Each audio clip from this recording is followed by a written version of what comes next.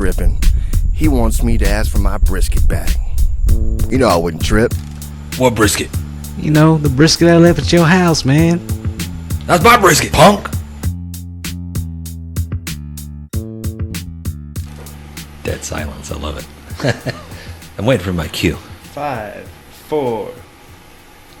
We were doing the silent finger gestures, Wayne's World style. Nice. Welcome back. Welcome in to the Grabbing the Brisket podcast, where we tackle the hard, tough decisions that you may have in your barbecue life, such as, do I cook this brisket fat side up or fat side down? Or should I be flipping my brisket? Or quite possibly, why does my wife love Rick's brisket better than mine? Goddamn, Rick. Damn it, Rick. But hey, you're in a safe place now. We got you covered. We may not be right all the time, but I can guarantee you that 60% of the time, we're going to be right 100% of the time. So grab a cold beer, sit back, enjoy. Unless you're driving. Don't drink and drive. That shit sucks, guys. Hey, guys, what's going on? What is going on? Went to a baseball game today. Astros. I see you're geared up, man. Yes. You look pretty good. How much do you spend over there? Not much. Well, I guess we did go to the gift shop, and I had 12 kids with me, so we spent a little bit, but not too bad. Wasn't too bad. And got to see a couple of home runs from Bregman, Springer, and we won. So, boom. That's good. That's good. So we won. But did we won? No, we won. I see where you getting. Yeah. I see where you're getting there. Hit up the T-shirt shop. We got the T-shirt, but did we won? It's gonna be a hot one. You know, that's from deep West Texas. Funny stories behind those shirts, but we'll get into later. But yeah, hit up the thing, James. Tell them where to go, man, to find that merch. Okay, yeah, we'll have it on our, I guess, probably our Instagram or Twitter, Facebook, whatever, what have you. Yeah, guys, you can follow us. I mean, Facebook. You know, we're at Grab 'em in the Brisket. Instagram, same as well, at Grab 'em in the Brisket. Twitter, we're at Grab the Brisket. And email, you know, we're at Gmail. It's grabeminthe at gmail.com. And it's grab EM, not them, obviously, because that would just sound weird. So just grab 'em in the brisket. And let's get this thing going, guys. Hell yeah. Hey, first and foremost, I'd say this episode is sponsored by Coors Light. And what? It sure should be, but it's not. I guess Bud Light. Nothing wrong with Bud Light. I mean, I used to drink Bud Light back in the day. I mean, it was great. But if I'm going to be honest with you guys, I mean, it gave me the shits. I just couldn't drink anymore. I'm done here. No, it's good. No, Coors Light. So I swapped over from Bud Light to Coors Light, and then I tried to drink a Bud Light. Couldn't go back. I was like, man, this is not good. I will, of course, if I'm out of beer and I get no money. It was the greatest thing at that point that ever happened to me when Jan switched over to Coors Light, because he stopped drinking my Bud Light, and it was awesome. So I had more Bud Light all the time. But today y'all are drinking a couple of new beers. What is this right here? Yeah, we're trying out the 8th Wonder Brewery People's Chant brew. It looks like it's a Paul Wall collaboration. Pretty tasty beer. Yeah, it is. It's really good. Brewery's based out of Houston, Texas. A barbecue podcast talking about grills. I mean, come on. Boom. There you go. Man, with all that ice in your mouth, it probably tastes colder too, dude. Yeah, that's what I'm talking about.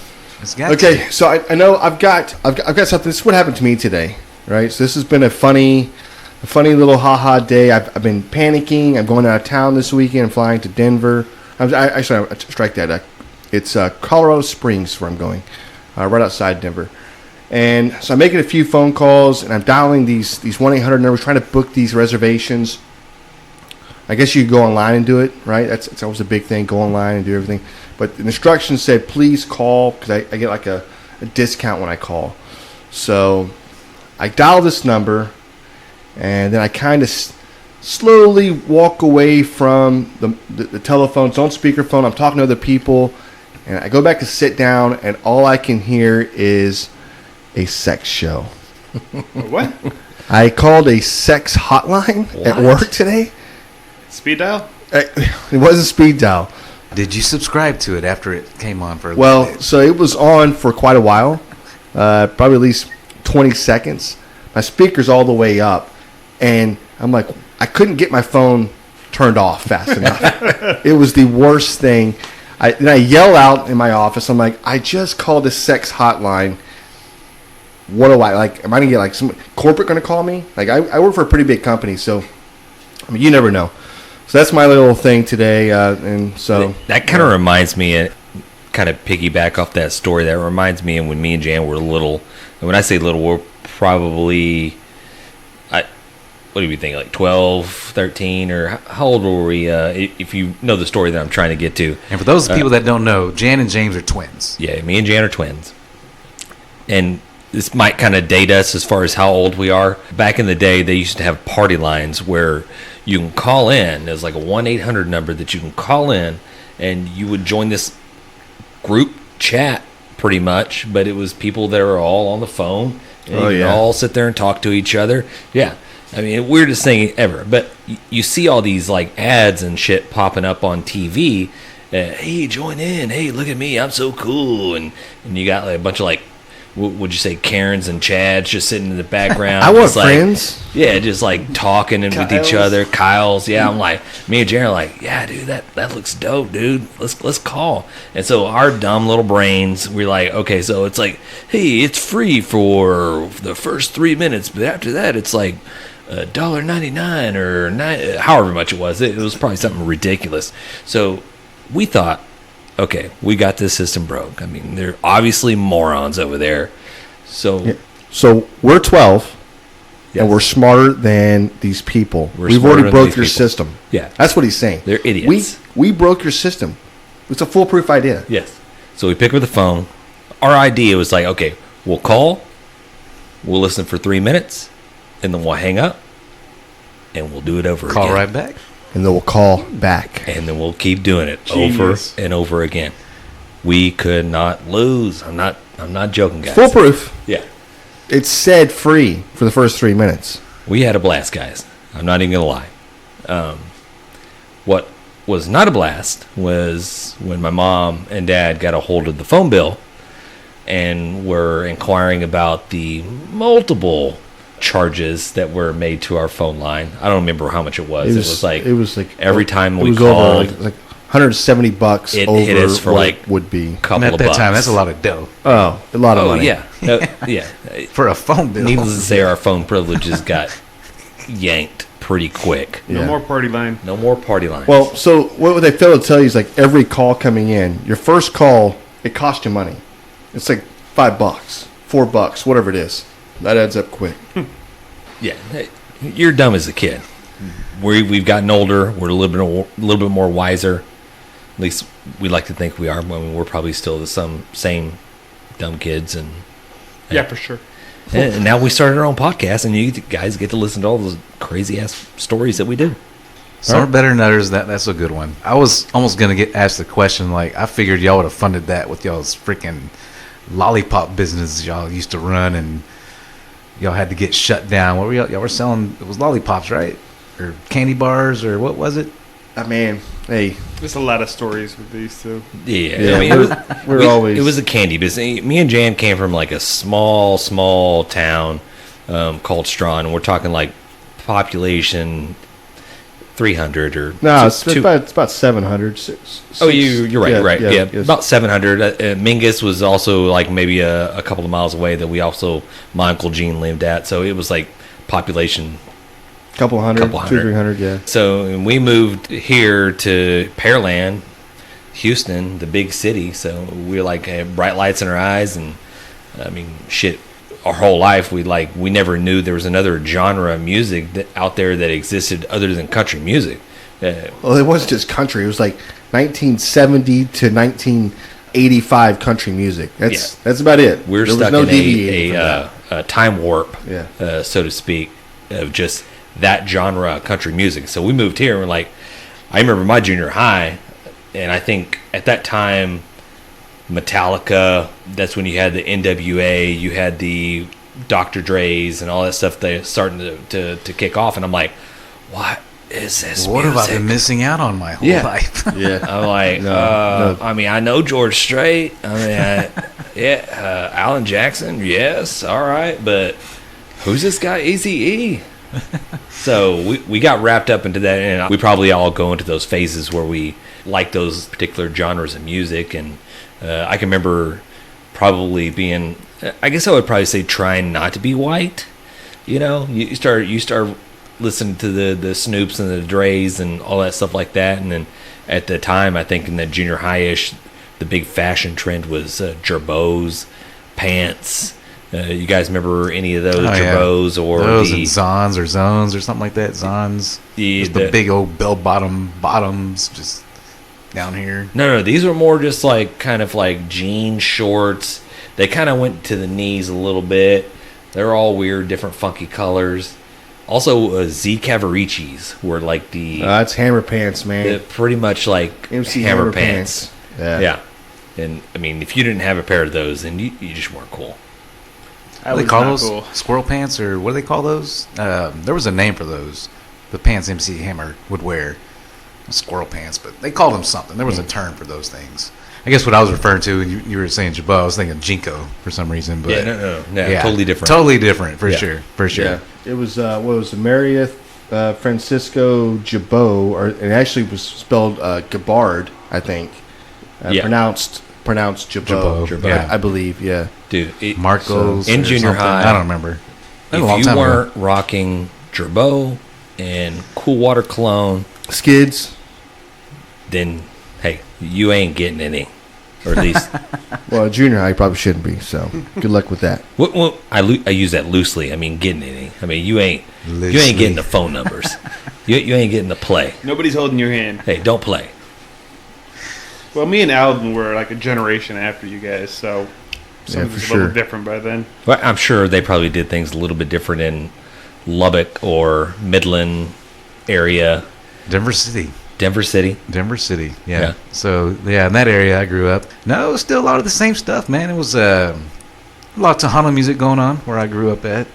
So, obviously I took a liking to that kind of stuff. I never dressed Tejano, if that's a thing, but no, all the trends and fashion styles and all that stuff hits everywhere eventually. You know what I mean? Some people probably get it later than others, but I mean, we had the Jabos, and Tommy Hilfiger was big back then, and I guess maybe bigger in my day, but until the whole thing came out with that, but that was still nonetheless the clothes look good, so I still buy it. I don't care, but hey, Mom's always hooked us up at Christmas. She always bought us like one polo shirt or one Tommy Hilfiger shirt, whether it's a button-up polo or button-down dress shirt.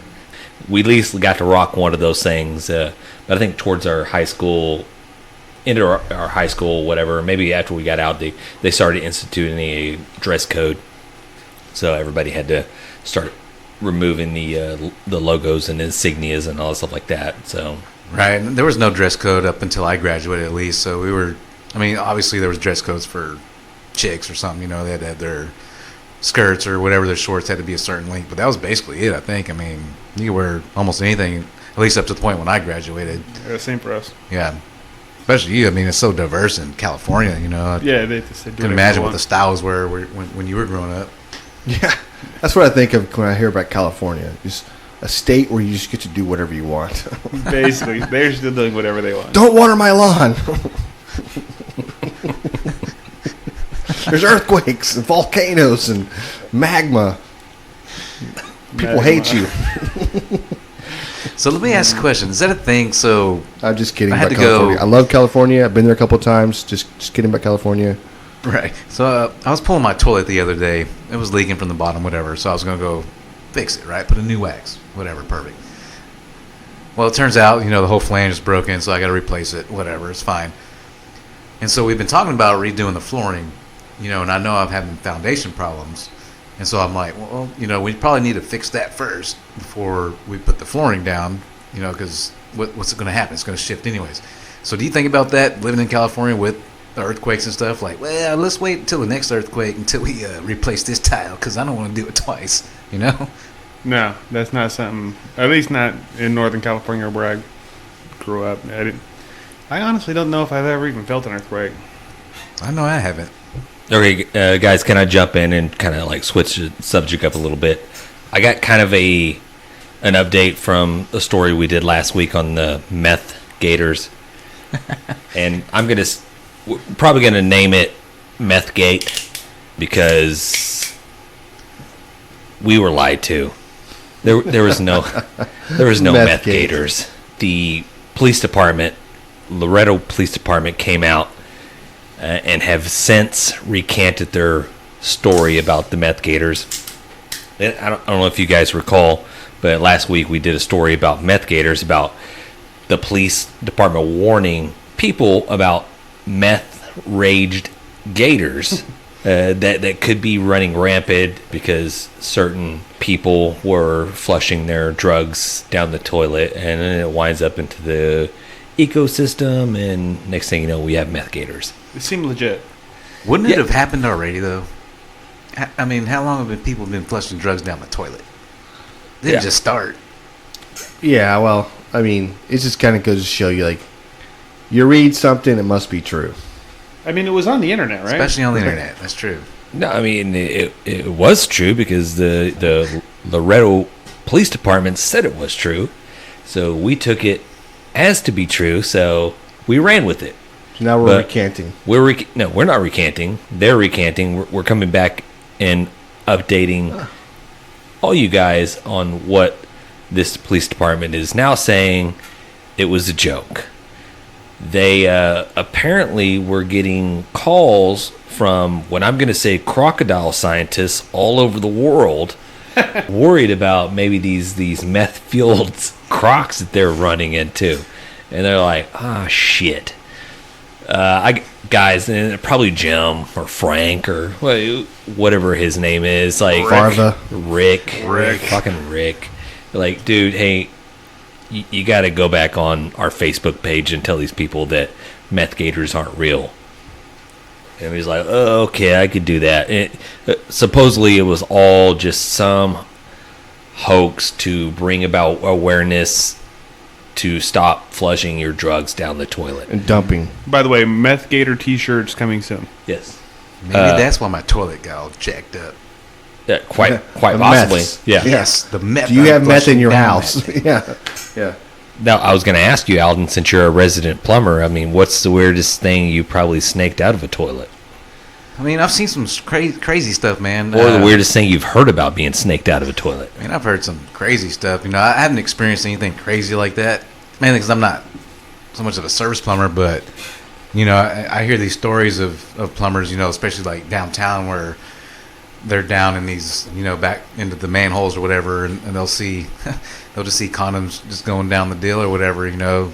That's not crazy. Well, you know what's going on in them office buildings, you know what I mean? So, but nothing crazy, man. I've, like, towel or something, dude. I hadn't pulled anything crazy out, you know. I know that I've heard stories of snakes, you know, being able to come up through their rats and stuff like that, but I have not, for one. No tube socks? No tube socks. I mean, they keep those and wash them, you know. Okay, so those are reusable. Is that a possibility for a snake to come up into my toilet? Absolutely. Why not? God dang it. That's nightmare stuff right there. Like when you're sitting on the toilet taking a dump or just sitting there trying to get a 15 minutes away from Absolutely, it can happen. the family. Yeah. Rat Play with your can phone. happen as well. No. Summer camp. Just a couple weeks ago, I got back, Boy Scout camp. I went to sit down on the toilet. There was a scorpion in the toilet. I nearly almost crapped myself next to the crabber. He didn't come up through the toilet, though. He just... No, he was dead. He was floating in the water, but still, it scared the hell out of me. Like, Yeah, because maybe that doesn't relate. It was a toilet and it was some scary stuff. Can I just tell my story? The end.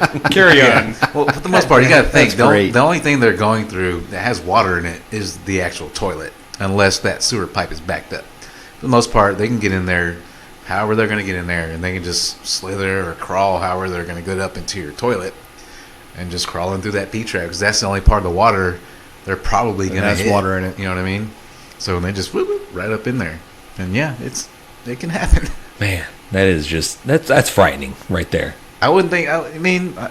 Yeah, I don't know where it can happen. It can happen anywhere. But you know, anything getting out that manhole that's out there, and just crawl back into the pipes. And if it can't crawl back into the pipes, that means you have a stoppage somewhere. So it's probably a good thing if you see a snake. That means your That's line's even clear. scarier, right? Stoppage. Exactly. Because then you got to call me, And it ruins my day because I had to come out Nobody there. wants that. That leads me into this other little story that I came across, meth being the trending subject that we're going on with right now. Hot Meth topic. gators. In Australia, just recently here, probably this week, they had a gentleman that's probably in contention for the dumbest criminal in the world. And there's probably a lot of these guys out those here. guys.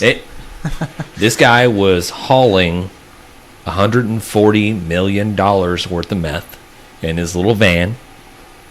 And he's a little courier. He's dropping it off somewhere, picking it up, dropping it off somewhere. Not really sure. I'm sorry, 100 and what? $140 million. Was the vehicle How much at least meth is that? right? Man, that's that's a a lot. You said a little Valuable. van. Vans are... It's pretty meth it's a big box fan. Was it like Oh. Cheech and Chong Up in Smoke and the vehicle was made out of the meth? No, So he was actually carrying this meth. he was Cargoing this meth. And Okay, actually they called I it just didn't ice. know how much meth, like- they called it ice. I didn't Yeah. know... That's I crystal. don't know how much meth costs, Crystal meth. Yeah. but I'm assuming it gets a lot of meth. Yeah. When I hear ice, I think of Dog the Bounty Hunter. I mean, he's like running around Hawaii like, I don't know. I was thinking of the Eighth Wonder stuff y'all were talking about earlier with Paul Wall. That's what I think about when I hear ice. Or okay, if so my drink's too hot, I put Is some that ice in lean? it. It gets cold. this guy was on his way to dropping it off to wherever he's supposed to be dropping it off. So he turns a corner, going down the street, and he's on this CCTV. You can see the whole thing. You can jump on YouTube or Twitter and just look up $140 million drug bust. He hits a police car. He not only hits a police car, he hits a police car in front of the police station. He runs into two police cars. And then he scurries off on his own way. Just like, it's all good. And I'm just wondering, like, is this guy on his phone? What is he doing? Don't text and drive. Don't text and drive. Come on. Hey, when you're freebasing the meth, you probably shouldn't do that driving. Was he sampling some of the product? I'm going to say he was. That just I'm makes going to me say dumber. he was. Yeah. Me personally, and I don't condone doing drugs. I don't think anybody, I mean, lock them up, put them away. Well, I'm not talking about weed. But if you'd think you would probably map out your route on like Waze or some type of... There's a couple of cops posted up right here, man. Right. This Waze Hey, I'm going to redirected put up me. this navigation. I'm going to look at Waze. Oh, shit, dude, there's a bunch of cops pointing over here. Or old school, like, hey, do you guys remember, and I don't, you guys are a little bit younger, but before you had Waze and before you had the apps and all that stuff like that, if you needed directions to go somewhere, if you're driving somewhere, you remember you have to go online and you have to Yahoo, just map it out on MapQuest. MapQuest. You have to Yeah. MapQuest that shit. Like, John, do you, I used to use the Thompson guide, so yeah. Yeah, I remember the yeah, Thompson key guide. map. that's what I used to use. The- Like a the- big the- fat book, you'd have to look it up and Exactly. That's Yeah, what I I use. used to Key use. map. And we still got where we needed to go, which is crazy. You know? Yeah. So this guy should have done a little bit of research, but again, he probably wasn't thinking straight. So he runs smooth into one police car, totals it, clips another, and then drives off like it's no big deal. And obviously he gets away, and he's driving, and then the police are like, oh, okay. They start reviewing all the CCTVs. They get the van, they get the make, they get the license plates. They catch the guy an hour later. I don't know where he was. So then they bust him, and then they pretty much, this was the easiest bust that they've Right. ever had in their He life. was like, "Follow me." Yeah. Follow the me. meth trail. Yeah. Not to get off on another tangent story, but something related close to home. Me and Jan, when we were younger, we're traveling in Houston, and we were like trying to go to, I think it was like a Galaxy golf shop, or we're going to some Galaxy or some type of golf that's what it shop was. to buy some golf gear. And we're traveling in Houston, probably Galleria area, if you're kind of familiar with that. We're on 610. We're hauling butt. We're sitting in our 1978 Ford F-150. We're driving. Jan's driving. I'm passenger seat. Corey, our buddy's in the middle. We're just hauling there. We're trying to get there. Next thing you know, I mean, we're going over overpasses and under and over and all stuff like that. However that freeway goes. And next thing you know, just like a sea of red lights show up. And I looked at my buddy Corey, and he looks at me, And I look at him, and he looks at me. I'm like, is Jan going to stop? And then finally, we're like, Jan, stop! Shit! And then so he slipped the brakes. Finally, he's like, I don't know where he was. He was off in his own... La La Land. I was smoking meth. With the gators. Yeah, the gator meth. And so he locks it up, stops in time, does not hit the car in front of us. 2 or 3 That's not seconds. actually what happened. The Okay. car in front of me locks him up as well. So that car wasn't paying attention either. Exactly. Which spawned me to lock it up. Yeah. Was the car in front of you texting you? Probably. Yeah. So, yeah, we did not hit the car in front of us. However, we did get rear-ended. So we get rear-ended, Yeah. and we're like, holy crap, what the fuck just happened? So it took us a couple of minutes to get kind of like our bearings straight. And then next thing you know, this gentleman approaches us to our driver's side and kind of give you a picture of what we're looking at. This gentleman was wearing a white silk shirt with white, probably silk pants. Nice. Had some shades on, and he approaches the window and he starts speaking, and we couldn't understand him. It was first like French or something. It wasn't Spanish. It wasn't. I was expecting Spanish. It was not Spanish. It had to have been French or some type of other. Italian? No, No. he didn't look Italian. We're like, dude, we don't understand what you're saying. Just give us a minute. Was it Australian? No, it was not Australian. I would have recognized that. So he backs up. He goes back to his car. We turn off the vehicle. We get out to inspect the damage. This guy was probably rocking a 4-door Toyota or... Yeah, it wasn't a really expensive car. Yeah. It was just Clothes- an average car you see on the road. Clothes cost more than Yeah. the Right. car? I'm going to say yes. Yeah. Like, Yeah. the car was nice. It wasn't horrible. His car but was jacked. I mean, he ran into that... It was not going to drive. He ran anymore. into that steel car was bumper done. of that old school Ford pickup, and it totally crunched up the hood, pushed back the radiator. All that. I mean, it was done. We turned off our car. Shouldn't have done that. We go to fire back up again. It would not start. Something to do with the starter ring. Something got kind of like knocked loose. So we're like, crap. So now we're stranded in the middle of a freeway, a 610 in Houston. He's behind us.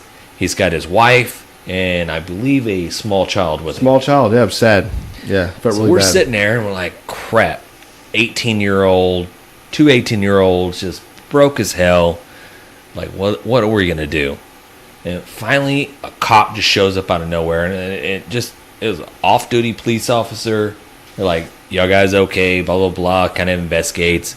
Like, oh, okay. So he starts talking to the people that hit us. Next thing you know, they're putting the cuffs on both of them. They're taking them. I'm like, what's going on here?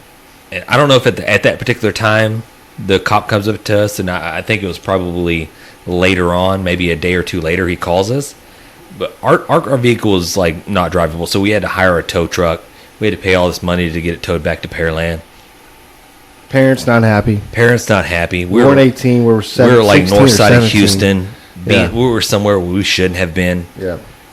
We're having to get the truck fixed. So we get a call from this sergeant or whatever his title was. He's like, gentlemen, I just want to thank you guys for one of the biggest busts ever in my life. I actually got promoted over this. And he goes into this whole story about how they were both wanted on like felony drug charges. I mean, there was like 13 or 14 felony warrants out for him. It was something ridiculous. And me America's and Most Wanted. America's Most Wanted. Really? Yeah. Yeah. And me and Jan just looked at each other like, our fucking truck is still broke down, bro. Can you help me out? Can you help me out? My parents are super mad. My parents are mad. They don't care about what happened to your career or anything else. Can Although we did save America We that did. day. So you're welcome, America. I mean, I'm not asking for like a junior accommodation award or anything like that, or Right. a key to the city. But Is that a thing? is that a thing, guys? So I don't know. did the truck get fixed? The truck did get truck fixed. got fixed. Yeah. Out of y'all's pocket? It's like 200. Yeah. Yeah. I think we both paid for it. Yeah. I don't know. We paid for that, or probably Pops paid for it. Yeah. Probably. Yeah. Let's slide into barbecue, because I mean that's ultimately what you guys came here to listen to is learn how to cook badass barbecue and learn all the secrets and tips and tricks and all that type of stuff. So we got a few things planned for you guys. We got a badass recipe that Jan's going to share with us in a little bit. And we'll also upload that to all our social media sites. And so everybody can follow the step-by-step recipe and bang that out for yourselves. Also, before we get to that, do you want to do recipe first or do you want to get into our main topic question? Let's do recipe first. Okay. Let's get that out of the way. And not that it's like get it out of the way, but let's just get it out there. So what I have for you today is the world's best pickled jalapeno poppers. I haven't tried all the poppers in the world, but these are really good. These are pretty awesome. I'm not saying that. No, I am saying. Yeah, I'm saying these are really good. I'm saying this puts poppers on a whole new level. A little tangy, a little different spin on jalapeno poppers. The normal way, right, is go out and get some jalapenos. They're fresh. They taste good. And I'm probably the biggest lover of jalapenos. But getting a pickled jalapeno and doing the same thing with it, oh, my God. It's like a game changer. It just, the pickled portion of the jalapeno just elevates. I think it elevates it's totally different flavor. The popper itself, right? Here is the recipe. So 2 large cans of whole jalapenos. Right, so you get that at the grocery store. They're cheap. They're probably about $1.20 each can. Right? That's how cheap they are. With that, you want to get your package of cream cheese and a package of your favorite bacon. You do like a thinner bacon so it crisps up faster. It doesn't really matter. So, I mean, we're in Texas. We have HEB. I buy the normal HEB bacon. It's not a thick cut. It's just a normal slice of bacon. Original right? cut. Yeah. What about jalapeno bacon? I'm not a big fan of that, and I don't think Would it be too much jalapeno? I guess maybe. I think it is. Yeah. Okay, let me jump in. Okay, so at HEB, there's 2 main brands of pickled jalapenos that you can buy. Really, really cheap. We're talking like maybe $1 a can or so. So we have La Costena, Costena. Am I saying that correctly? Sure. Alden? That's fine. Or San Marcos. What I buy is San Marcos because San Marcos, you got the heat, but it's not overbearing heat. If you go with the La Costena, it's stuff's a little bit spicy. So if you like the spicy, go that route. Okay. Then we'll throw up probably when you throw up the picture, we'll probably throw up the 2 different pictures of the 2 different brands so you guys can see it. No problem. Nice. Yeah, definitely. Definitely. All right, so what I do is, of course, you cut the peppers in half lengthways. You want to stuff them, and then you want to wrap them in bacon. That's kind of the easy part, right? You want to make sure your bacon stretches a little bit. Cut it in half. I think that's probably the easiest way of doing it. But I think what elevates that just a little bit more is the seasoning. And of course, we'll put the measurements up. That way you can have that. But what you want to have is the brown sugar, the chili powder, cumin, kosher salt, coarse black pepper, and then garlic. And then once you combine all of that, I think it just adds this extra. You really think it's going to come out kind of really sweet, but it doesn't, right? It just kind of, it's a balanced seasoning for grilling. And then, of course, my favorite thing on this is do it on the Weber. I mean, you can do this on multiple pits, gas grills, Webers. You can smoke them. They come out just as good. Could you do it on a pellet grill? You probably could not do it on a pellet grill. But, hey, of course you can. You can do it on a pellet grill. But I really like doing it on the Weber grill. And I do this offset. So coals on one side, poppers on the other. And I let it go. I let it go to that bacon is just as sticky and tacky and dark, kind of like a mahogany color. Once you pull them off, let them sit for about maybe 4 or 5 minutes. Let that bacon just harden up. There's nothing better. Yeah. I mean, they're so good. I'll say he sent me this recipe. I did them 3 days ago. They were phenomenal. They disappeared quick. Even my kids were scarfing them down. And we'll post the recipe with the specifics as far as the ingredients, the teaspoon of this and half a cup of that and all that shit. We'll put all that on there so you can make it perfect. Without a doubt. And I will say this. So the rub itself, be liberal. Just put it all over, coat it, let it sit there for about 10 minutes, and then put them on. So Now, do you when you cut the jalapenos in half? Do you take the seeds out or you leave them? I've done it both ways, and I haven't really seen a big difference. But I think with these, you probably want to remove the seeds from it. It adds a little bit extra pocket for the cream cheese to go into. So it's a great question. I'm glad you brought that up. I'll tell you. I mean, we do this all the time when we're with Chasing More Smoke or doing our catering gigs or what have you. Everybody loves these jalapeno poppers. You can do them fresh, but we love the pickled jalapeno because quite honestly, it just gives it an extra pop of flavor. Mm-hmm. Yeah, funny story about those jalapenos. So we had a broken potato pillar. Like the part that would spin broke off. So it looked almost like a slanted knife, I guess you could say. That was the best thing. Like if you just cut the stem off of a jalapeno, you just stick that thing in there and just go around that jalapeno, get all the seeds out. It was one of the best inventions that was ever created by breaking something. Of course, then you just stuff it with whatever. You don't have to slice them, whatever. You just stuff it. It was awesome. That's pretty cool. Yeah, that's a cool idea. I mean, we actually invented that, so that's patented by us now. So cut that, and we'll use that actually. Trademark. It's trademarked. Grab 'em in the brisket. Thank you, sir. Jalapeno core. Okay, so I was thinking the other day, and I said to myself, James, and that's how I talk to myself. Third person. Nice. James. To yourself. James, if you could invite any celebrity to come over and teach them how to cook a brisket, who would it be? And so I was like, that got me thinking a little bit. And so I wanted to pose the question to you guys. I mean, who would you invite over celebrity-wise? Okay. Alive. Only alive or dead? It could be, I guess, alive or dead. Does the celebrity have to be an actual person? Can it be a cartoon character? It has to be a person. Damn it, Alden. Why do you have to be weird with this? He wants all to the invite time? Rick. Because I feel if it was like an No. animal, like No, it's anybody cooking as except for like Rick. when it was over there. What I'm saying, like, so it has to be alive. Alive or dead. And Or not- both? And not a cartoon. And a real person. Not a cartoon. If you have a an real alive person. one and a dead one, let's hear both. Okay. Yeah, if you have two, then we can hear both. Basically, it's just if you can invite a celebrity over to hang out with you for the day, and you can sit there and drink beer, cook brisket, teach them how to do it, and just hang out and do whatever, who would it be? What would you guys do Like in the meantime? as Well, you're we're cooking just- a brisket? As Because we're just sitting there cooking a brisket, you got you got a little bit of a downtime. Got a little bit of downtime. So it's got to be somebody that you're probably interested in as far as knowledge, what they've been through and stuff like that. Yeah, So for sure. I kind of want to hear what his cartoon character is. What's your cartoon character, Alden? Something popped in his head, obviously. Well, no, I was just wondering because if I can invite a cartoon character, obviously I could probably cook it at the same time. You know what I mean? He'd be over and then I cook it, Cook what?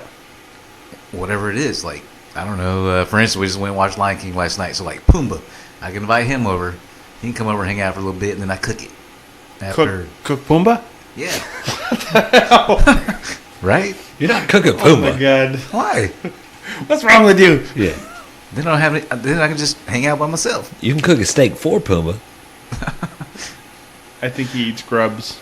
That's very true. They're herbivores. Grub is like a small worm. Ooh, Grub yeah, worms. grub worms. Grub worms, yeah. So I that's thought what you they- said shrubs. shrubs. Okay, so All we're, right, so we're no getting off cartoon topic. Yeah, so wow. Okay. Why'd y'all I'll go go off with you. topic? I'll go with you, Alden, first. It could be a musician or a band. I'll give you a band that you can sit there and hang out with for the day. Just to cook barbecue with. Well, I put To out teach brisket. them how to cook a Yeah, brisket. I put out brisket because that's what we do, and then that's what we do quite well. Cooking brisket allows for a lot of time to you guys to socialize and hang out and see what's what. I don't know why, but my first instinct is telling me to say Pauly Shore. I love it. I love that. Just because he's going to be so interesting, dude. He's going to be like, we got fire. Yeah, or however he talks, you know what I mean? So, Cooking the "Ooh, brisket. look at the brisket. Yeah. I'm sure I'm not, doing that right, but I think he would be an interesting dude to hang out with for however long we're going to smoke it for. I think he'll be a cool dude to hang out with for a day. So that I'm gonna say Pauly Shore. I'm gonna be honest. I mean, what is that guy doing nowadays? I mean, I really hadn't heard anything from him. He's probably not cooking a brisket, so he has nothing to do. So he'd probably say yes if I asked him to come over and cook a brisket. Yeah, maybe. Or maybe not. I don't know. I'm sure he's waiting for you to call. Pauly Shore. I want to go. I want to go All right, now. Pauly I Shore. think we've gone. All right, cut So- the jam, please. Okay, so this is mine. That's your and job. I think I've got two. I've got live and dead. Both actors. One was an actor that I grew up with, kind of. The other one's an actor that's nowadays. I'm going to say Seth Rogen. Because I think he would just be a great It would be person. funny. That would be awesome. Great person to hang out. I mean, I could smoke brisket. He could smoke a bong or something. That's We why I would meet in picked the middle Pauly Shore. somewhere, and I'm sure he's going to love the brisket. You know, right? Yeah. My other one, I think, would be like John Candy. Yes. That'd be a I good think one, dude. he would be great. Oh yeah, that You know what I dude's mean? solid. I think that he great actor. I keep going back to the movie The Great Outdoors, where he had to eat the whole 96-ounce steak, Yes. right? And he basically gets done. All things left is like gristle and fat, and everybody's cheering. And the cook comes out and was like, "You're not done." He goes, "What? The only things left is gristle and fat." He goes, "Yeah, you're still not done." So he musters it all down, and I think they threw in some shirts and some hats or something for him doing so. But that was just a great thing. So I think that's who I'd pick right there. That's my two. John Candy would be awesome, dude. I would love to meet that guy, man. He was in so many great movies, dude. Spaceballs, Cool Runnings, Home Alone, R.I.P. Brisket. John That Candy. big guy. I mean, shit. I mean, that guy was Yeah, one of the greats. one of the greats. He's funny, man. He's Okay, if I'm picking a dead and a live one, my deceased one would be, and it's probably similar reasons, I'm going Chris Farley. That dude, I feel Oh, like sure. I would just be laughing the entire time. Like, we'd probably forget about the brisket because I would just be laughing my ass Yeah, off. the brisket would be overcooked and just And he wouldn't care. He'd eat it anyway, I'm Yeah. sure. He'd make a joke out of it. yeah. If you want to get a good look at a T-bone, you can stick your head up a bull's ass. Or Rather that's take great. the But I'd butcher's take the word butcher's for it, word but you'd for it, rather yeah. take the butcher's word for it. Yeah, however that went. Yes. Well, exactly. he said it wrong the first time, which is funny as hell, you know. And then Yes. obviously he gets it right the second time, then you get the sale. What the hell? Yeah, my live one would be, and this is someone that I've actually hung out with, Joe Montana. I think I've Okay. told you guys, he's obviously the greatest quarterback of all time. Don't say Sorry, anything. threw I'll up my cut- mouth If you a little say bit. anything, I'll cut it out. So, I ran into him in an airport in the Bay Area. I say we hung out. I'm a flight attendant, so I cut in line basically, the security line, and when I cut in, I'm throwing my bags up. I'm in a hurry to get checked in. Guy in front of me turns around and says, "How about this security, huh? This is crazy." And it's Joe Montana, and I couldn't even get a word out of my mouth. I was just like, and then Was he this- just looked at me like, "Oh, this guy's special." Was this 49er Around Joe and Montana or Chiefs Joe Montana? Or was this when he was older? Yeah, he was out. Oh, of he's the league already at this done. point. Retired. Yeah, yeah, yeah. But Dude, that's cool, man. so yeah, we hang out. It's Oh, you still got his number, huh? 16. You know, it's Phone number. Yeah. yeah. Okay, that's great. Yeah, we're Yeah. friends. It's nice. Is he listening to this podcast? He probably is. He Good. probably is listening. Good. Hey, what's He's up, my Joe? buddy. We're friends. Yeah, we'd like to give a special shout out to Joe Montana, Pauly Shore, and Seth Rogen. Seth Rogen. Seth John Rogen. Candy, you dumb. Who did a great Yeah, job? let's give a shout out to him. Who and did a Chris great Farley. job as Pumbaa in The Lion King? He did a pretty solid job. Yeah. It was cool. Speaking of Lion King, I read a bunch of articles from Reddit, whatever, so I browse it all the time. So somebody came out with an article, and that kind of went viral a little bit. They're kind of not really happy with the live action thing of Lion King. Like, some people I'ma are tell ya. kind of saying, we want that hand-drawn animation back. I mean, our kids loved it. I mean, it was definitely at the scary parts. It was obviously a little more scary because everything's real at that point. So it looks like, you know what I mean? Was Jonathan Taylor Thomas in this one? He hadn't been in any of them. JTT? He did the voice in the cartoon. Was he the baby Simba? Because I know Yeah. Matthew Broderick was. Yeah, he was the Oh, he was. You're the right. adolescent Simba. He was the If adolescent. he's not in the new one, I don't want to watch it. No, neither was Matthew Broderick. but James Earl Jones was in it, and I think besides him, and the one I was most upset about not being in this one was freaking Rowan Atkinson as freaking Zazu. That was my favorite character. Rowan Atkinson, Mr. Bean. Yeah, Mr. Bean. He was not. Yeah, that was Zazu originally. Really? Yeah, and he was I not. didn't even know Mr. Bean had a voice. Yeah, he has a voice. He has a face and everything, dude. Yeah. Damn, we're getting way off fucking course here, aren't we? Yeah, we are. Let's reel it back and we'll go to me. So, I guess I would go my alive celebrity that I would probably want to, us being in Houston, J.J. Watt. Oh, so good. I would love for J.J. Watt to just come over here and spend the day, teach him how to cook brisket, make badass brisket, and just hang out, shoot the shit with the... I'm sure the dude sounds like he's like or it seems like he's just like a badass dude. Nicest guy ever. Yeah, my mother-in-law and son saw him today at HEB, and they were just clamoring around him, I guess. And I was like, "Hey, did you go get a picture with him?" He's like, "No, but he did." And I'm doing my nod thing. Kind of nod like, yeah. He nodded how at you us. doing? I don't know. He seems like a super nice guy. Yeah, I couldn't even imagine. I mean, first of all, the dude's a giant. I mean, he is so big. He's a big dude. He cannot go anywhere in this town and not be recognized and not be hounded. I know. I understand because I get confused for him a lot, and I get a lot of trouble for it. It's just a hassle. Yeah. Same sort of build is what it is. Yeah. There's definitely a likeness. I'm not sure if it's like I think it's like between like the nostrils and the eyebrows, if that's where it is, or if it's I don't know. But yes, definitely a likeness. But I can say for certain, for sure, JJ, if you're listening to this, you're more than welcome to come over. We'll hang out, cook a brisket. It'll just be me and a couple of close friends. I'll be there. The Grabbing the Brisket crew. And we'll have a good time. Come on, bro. You're down the street. Yeah. Right down the street. He's going to ask, James, why do we have 15 briskets in here? There's only 4 of us.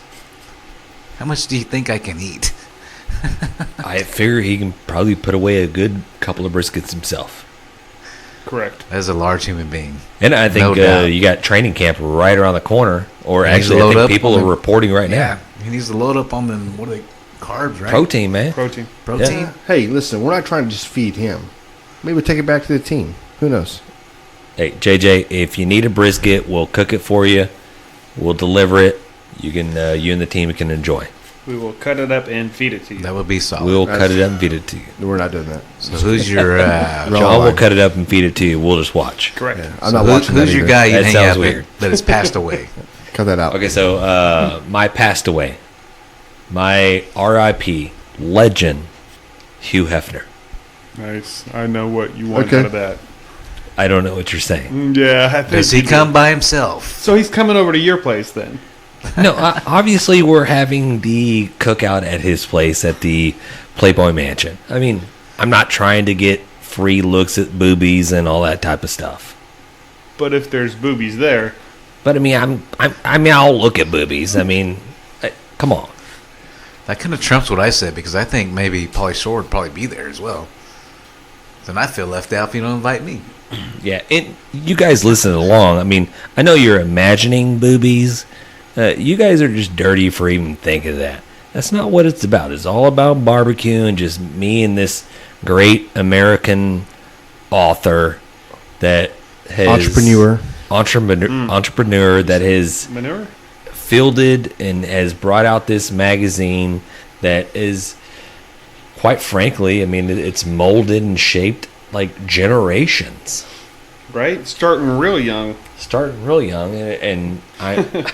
Funny story. Me and Jan probably about 5 years of age, and I could be off a little bit. We had stumbled upon our dad's collection of Playboys back in his closet. A nudie magazine. Nudie magazines. Yeah. And we're probably, I don't know what we're doing. We're playing. Well, so yes, we were at my grandmother's house, and so think of it as like this Victorian style house kind of that had. You could go into one closet and you could basically walk through kind of a passageway, that kind of went across a couple of corners, and then you could wind up into somebody else's Into another room. Yeah. right? correct. So that was kind of so it was full of boxes. We're in there, and we're really truthfully just kind of exploring the house. Dad's old room. I mean, it was kind of like this old stash that laid there, and it could have been his brother's stash of magazines as well. So yeah, we were rummaging, and we found a few. Came across a box full of Playboy magazines. Well, what are you gonna do? Yeah. I mean, like I mean, we were curious, so we opened it up and we checked it out, and we're like, "What's going on here?" Boobs.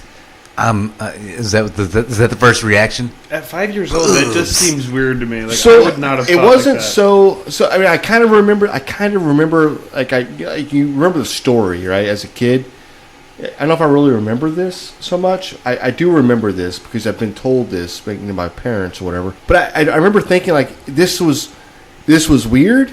I didn't know why they were like on the magazine or whatever, but I didn't like stop turning the page. So Yeah, no, I mean, we definitely like checked out what was going on, and so it was just not healthy. Probably, I'd have been so mad at one of my kids. I'm not gonna lie. we're thumbing through these magazines like, what's going on here? Yeah, you got Hefner's Tips, and you got all the different. We're thumbing through it.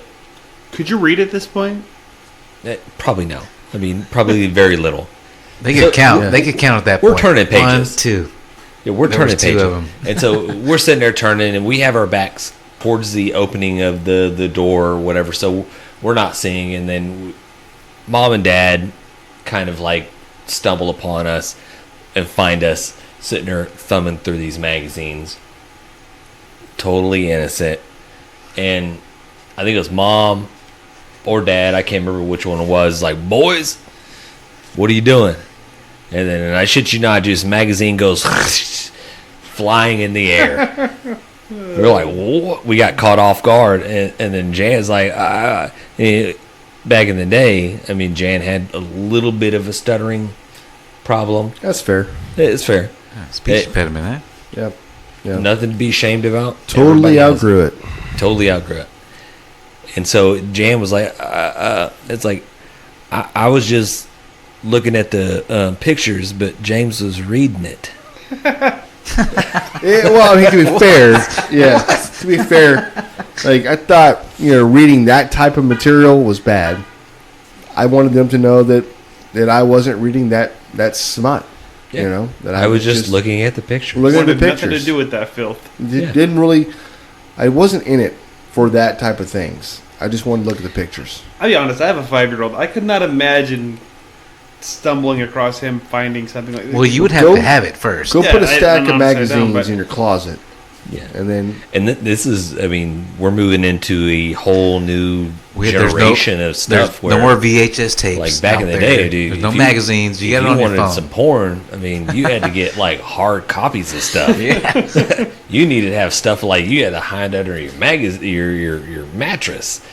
We're going to go into the next story, and it's a barbecue unbelievable story.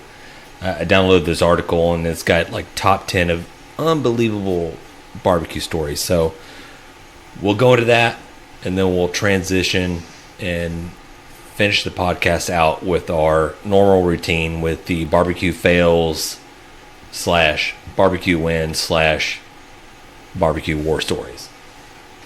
Okay, and these could be from people that have actually written in. Correct. Absolutely. These are actually good people that have submitted their barbecue fails to us, and we've picked 2. One of them, I think, we're going to award a T-shirt to. Yeah, we've had quite a few come in. I'll share 2 of them tonight. One of them will definitely be sending a T-shirt. The other one will send something else, maybe a sticker or something like that. And mind you, none of us have that T-shirt yet, so that'll be the first person to get one. Yeah, How cool is that? You know what I mean? Got to jump on T-Public, grab them Brisket. We'll put a link up. Yeah, we'll put the link up, and you can grab the T-shirt, and along with there's quite a few other T-shirts that you guys can grab a hold of. Masters of the Brisket T-shirt, which is in the style of Masters of the Universe. Or we have the Texas barbecue shirt.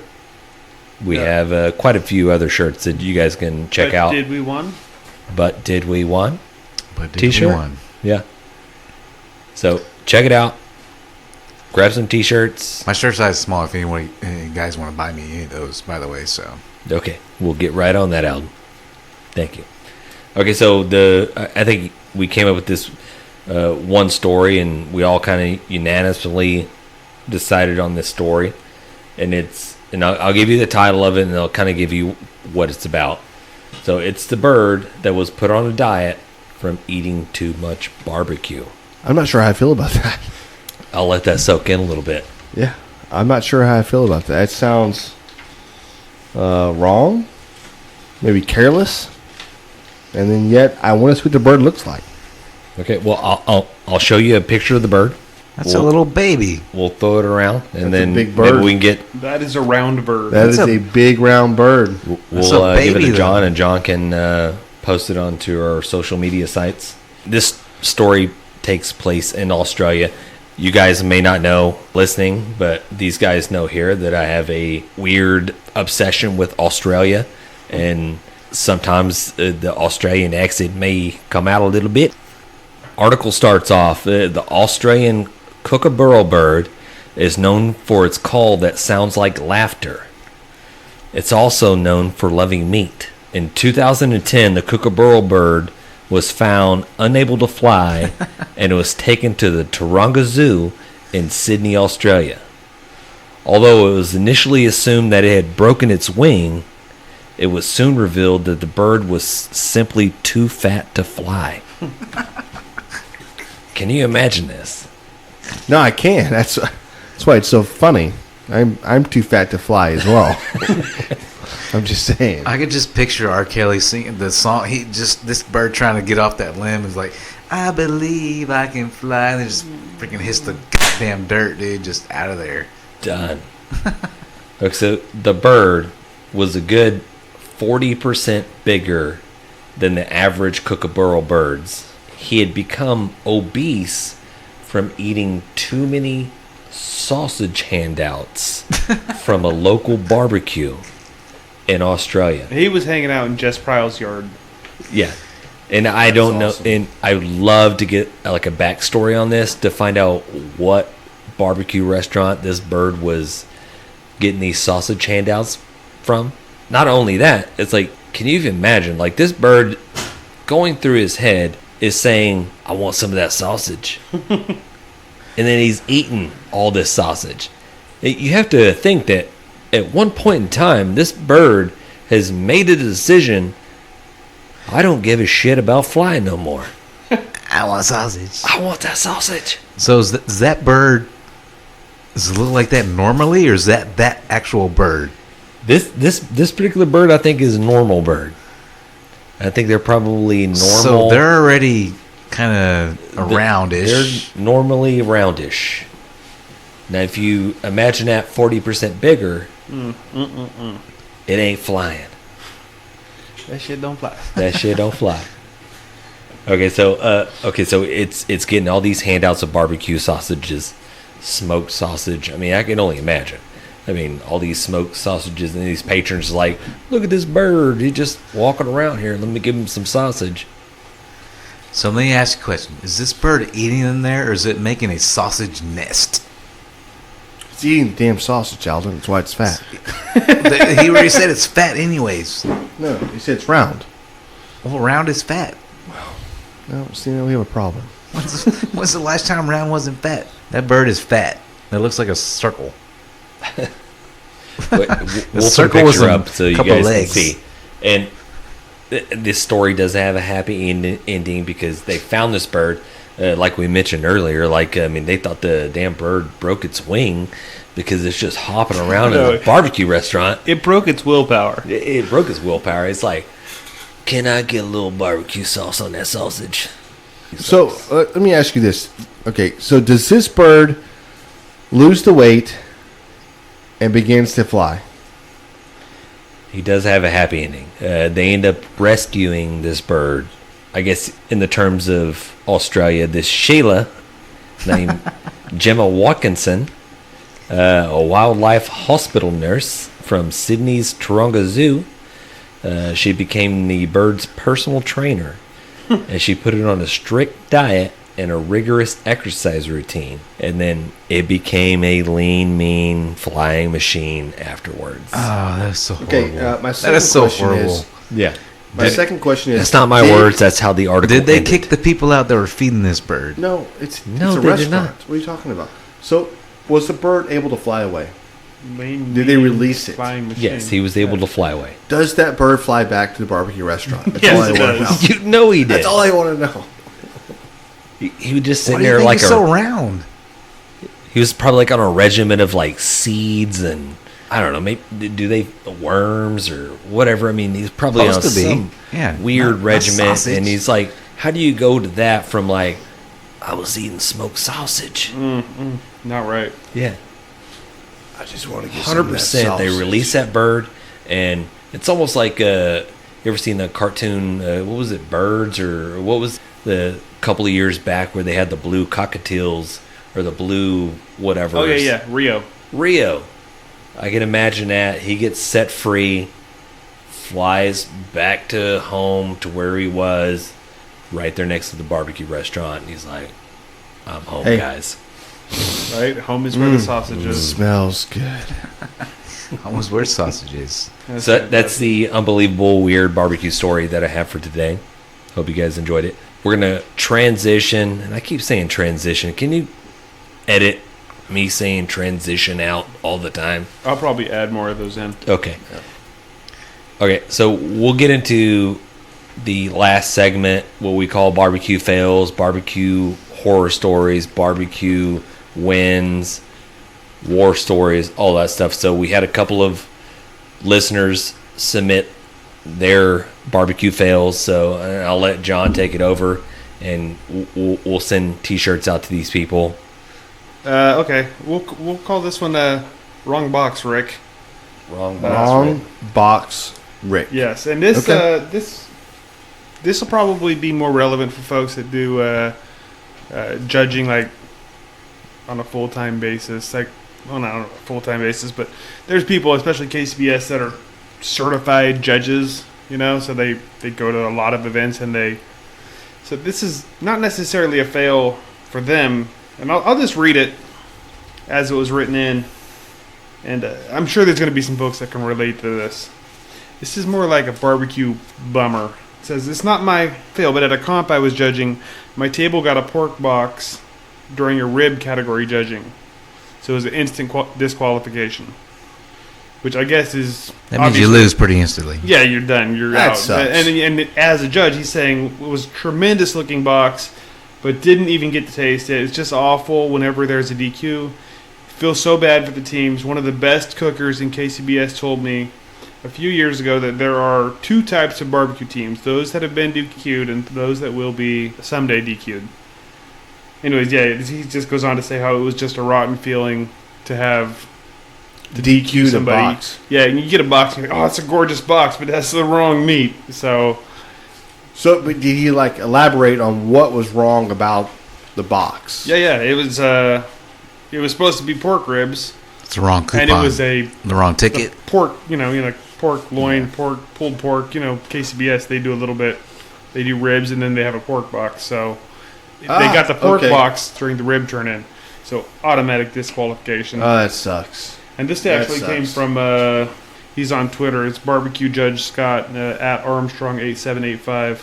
And we'll send something out to him. But yeah, that wasn't necessarily his fail or his bummer, but still is. It was a big snafu.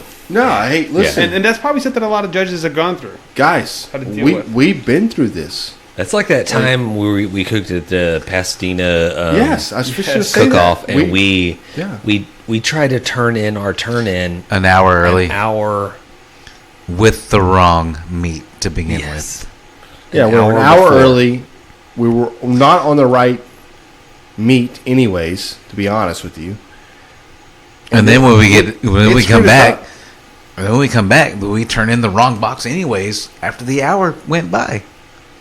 Yeah, we were so screwed up. It happens. It happens.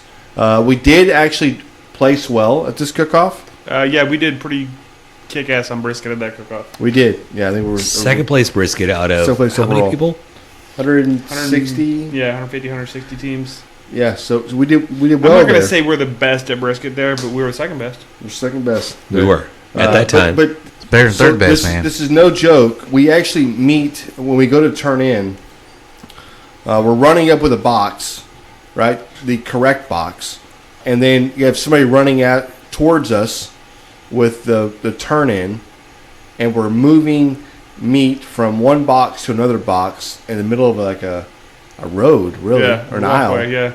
And then we get it done, and then we go back, we turn in, and we got lucky. And that's what it is, right? You get luck. Yeah. I mean, I think that was the chicken turn-in, and we didn't get lucky with it, but We I did see not. what you're saying. I think we didn't actually do that bad in chicken there. I think it's one of our last couple of times we're creeping up there. We're getting better and better in chicken. I thought we did pretty good.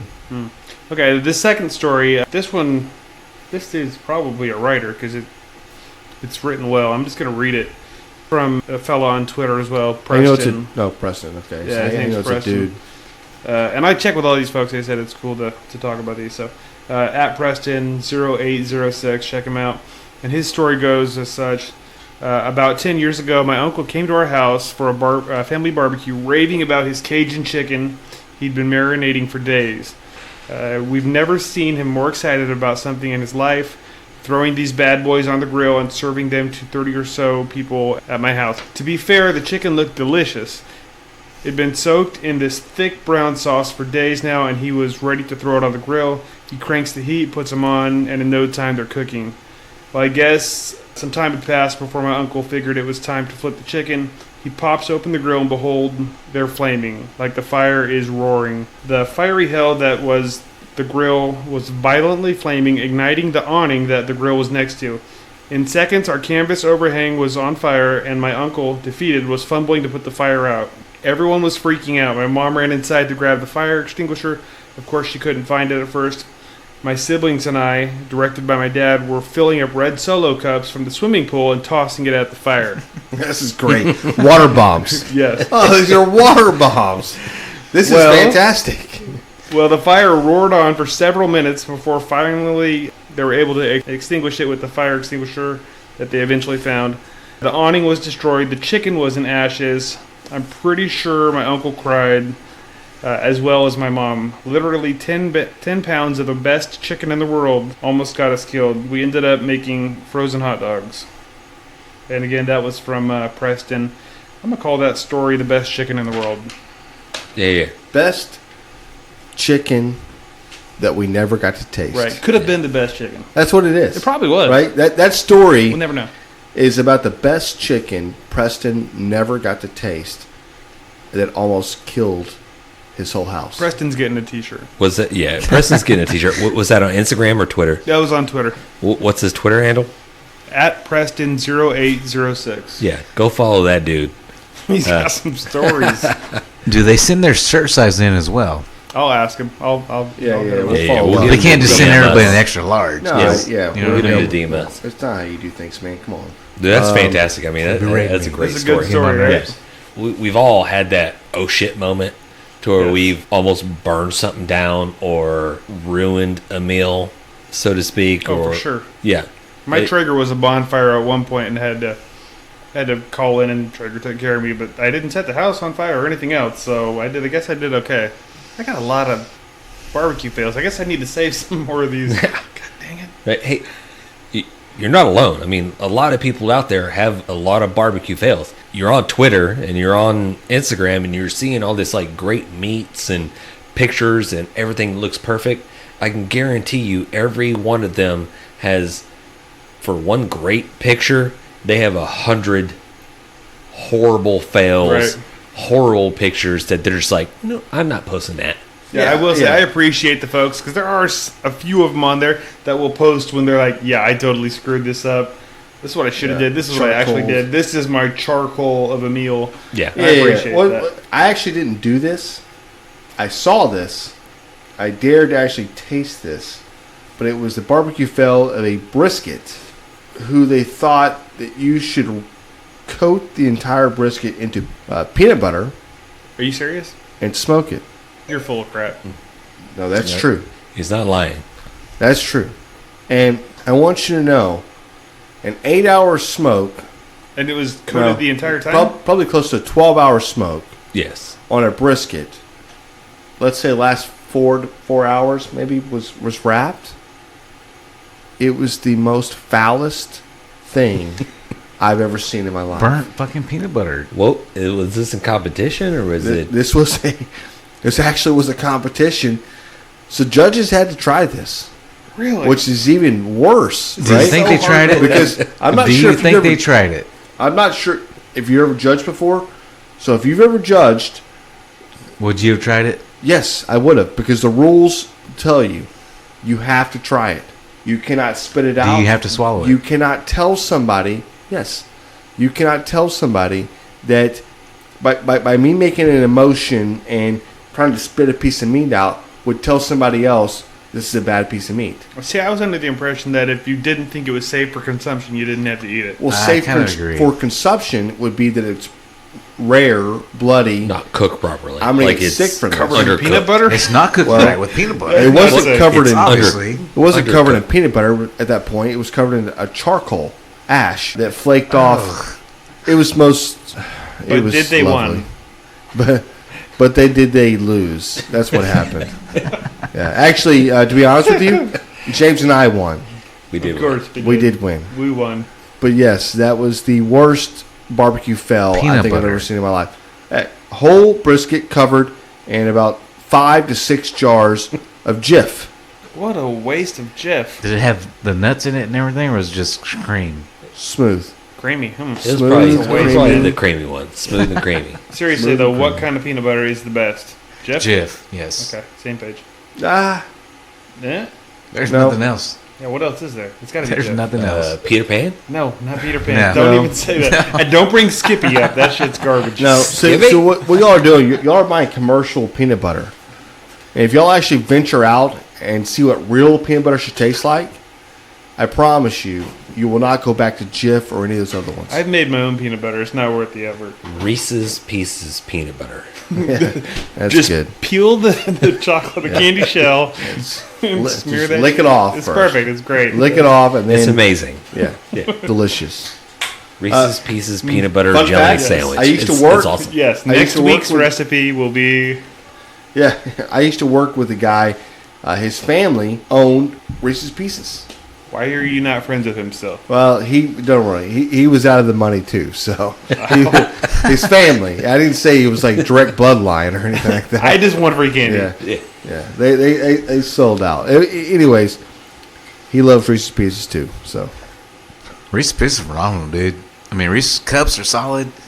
Reese's Pieces are phenomenal. Until you get Reese's those- cups are Hey, phenomenal. Until you get those Best- people that mix them in with M&Ms, and then you have to pick, or you don't know which one's which. Oh, that's horrible, dude. best candy commercial on right now. I think I really love the left Twix and the right Twix commercials. so dumb. They're so good. No. They're so good. All right, Anywho, next. Anywho. can we just say peanut butter M&Ms are better than Reese's Pieces? No. No. No, we cannot. No, No. not at I'm all. on my own out here. I'm on an island. Cut You're you from out. California. What'd you Don't say forget. again? Peanut butter M&Ms are better than Reese's Pieces. Absolutely not. No, The M&Ms with peanuts in it? No, peanut butter. I don't know what you're talking about. absolutely The not. orange package. How have you not had peanut butter M&Ms? They don't eat candy. Yeah. Hey, no. That's Absolutely. Dude, we're on disgusting. diets, Yeah. bro. What is wrong with you people? Reese's We're Pieces, from dude. Texas. Yeah. Where are you from? E.T. is not eating a bag of peanut butter M&Ms. He's eating a bag of Reese's Pieces. Hey, That's very if he true. had the peanut butter M&Ms, he wouldn't want to go home. I don't think so. He wouldn't have came here to begin with if he didn't want them friggin' Reese's Pieces. Yeah, he would have phoned know what I home mean? with that shit. Like, these guys are working with some whack ass shit with some M&M peanuts, peanut butters. I got to get out of here. Another great episode. It's been fantastic.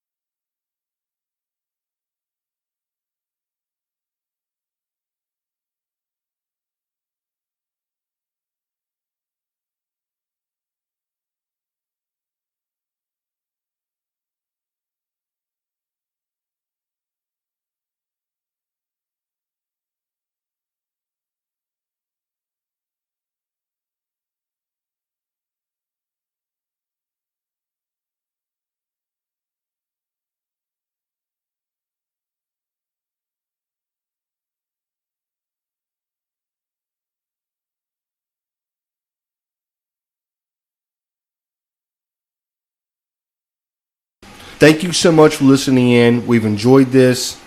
Much appreciated. Thank you. Yeah. And who the fuck invited Rick? Right? He's not invited next week. He didn't bring his guitar today.